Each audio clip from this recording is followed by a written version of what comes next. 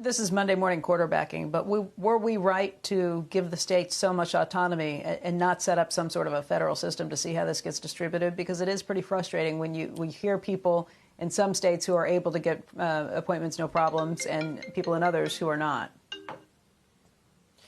Yeah, well, we talked about this on this show many times, that it was going to feel unfair because the rules were going to be different from state to state, and people were going to have friends in some states that were able to get vaccinated while they were not. I do think that we should have had more uniform guidelines across the country, not left so much up to the states. I don't think we should have left so much up to ACIP either to set up the guidelines on who should and shouldn't qualify for vaccination. And we also should have pushed more through federal distribution points, including the big box stores and the pharmacies. The federal government could have distributed directly through Walgreens and CVS and Walmart and ShopRite and other big box stores. And that would have provided for, instantaneous access to a lot of people. You wouldn't have had to stand up new sites de novo. And most of those outlets have scheduling systems. They know how to do this. They have vaccinators on hand. They vaccinate in the flu season. And so the federal government could have distributed directly through those entities. It chose not to do that. Instead, it gave the stock to the states, and then the states made 50 individual decisions how they were going to allocate it within their states. And so I think it slowed things down in the beginning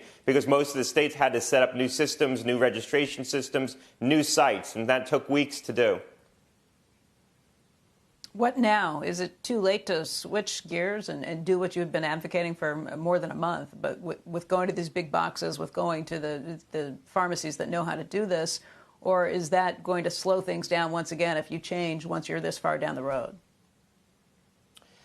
No, I think what the incoming administration is doing is taking a sort of all-the-above approach where they're going to wrap around the existing system with more points of access for the vaccines. Remember, the states could have done this with a lot of advanced planning and some resources. I think the federal government largely froze them. When I was talking to governors before the vaccines were authorized and I asked them what their plans were for distribution, how they were going to prioritize vaccination, what I was hearing back from them on a bipartisan basis is we don't know. We're waiting for the federal government to tell us. We have some thinking. We don't know what we're going to be allowed to do. So I think the states really felt frozen by the federal government, waiting for the federal government to give them some guidance, recognizing that the federal government was going to try to play an important role here and an active role. Right now, I think what you could do very quickly is wrap around what exists. So you hear the Biden administration talking about setting up new federally chartered sites in conjunction with the states.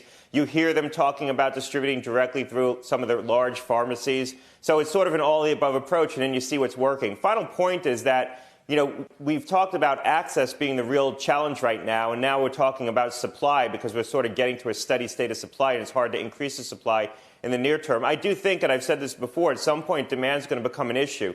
Right now we're working through a 65 and over population where demand is very intense. There's going to be a lot of intense demand even in younger cohorts, but I think once we get to 100 million, maybe 120 million vaccines, the demand's going to get soft. This year, 120 million people got vaccinated for flu, adults. It was an all-time record. Those were people who were worried about getting COVID, going out and getting flu vaccines. That may be the universe of people who really have significant demand for a COVID vaccine. And so I think we need to also, as we do this, work on the demand side of this equation. We can't lose sight of that and just take for granted that everyone wants this vaccine.